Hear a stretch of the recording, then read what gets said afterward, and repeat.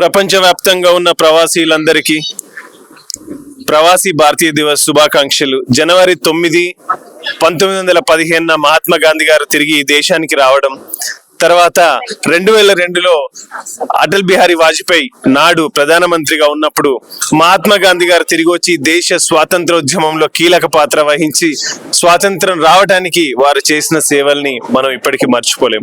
అట్లాగే ప్రవాసీలు కూడా ఎంతో మేధస్సును కూడగట్టుకున్నటువంటి ప్రవాసీలు విదేశాలలో స్థిరపడుతున్నారు. అలాంటి వాళ్ళందరూ తిరిగి వచ్చి మరి పుణ్యభూమికి ఏదైనా సేవా కార్యక్రమాలు చేయాలి, మన భారతదేశ ఔన్నత్యాన్ని పెంచాలి, భావి తరాల యువతకి వాళ్ళు మార్గదర్శకంగా నిలవాలన్న సంకల్పంతో ఈ కార్యక్రమాన్ని వారు ప్రారంభించడం జరిగింది. ఇది ప్రతి సంవత్సరం జరిగేటటువంటి కార్యక్రమం.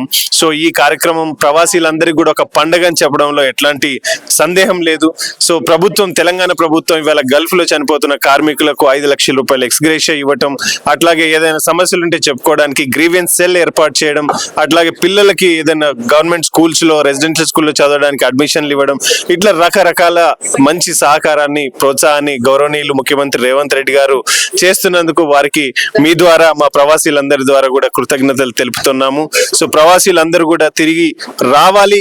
మీరు సంపాదించుకున్న తర్వాత మన భారతదేశ ఔన్నత్యాన్ని, తర్వాత ఎకనామీని పెంచే విధంగా మీరందరూ కూడా ఇండస్ట్రీస్ పెట్టాలి, ఎడ్యుకేషన్ సెక్టార్ లో రావాలి, హెల్త్ సెక్టార్ లో రావాలి, సో స్కిల్ డెవలప్మెంట్ లో రావాలి అని చెప్పి మీ ద్వారా నేను మా ప్రవాసీలందరినీ కోరుతుంటున్నాను. ధన్యవాదాలు సార్. ఇంకోటి యంగర్ పీపుల్స్ కూడా ఎన్ఆర్ఐ వెళ్ళాలనేసి వాళ్ళ డ్రీమ్స్ ఉంటాయి కదా, వాళ్ళకి ఇచ్చే మీరు సజెషన్?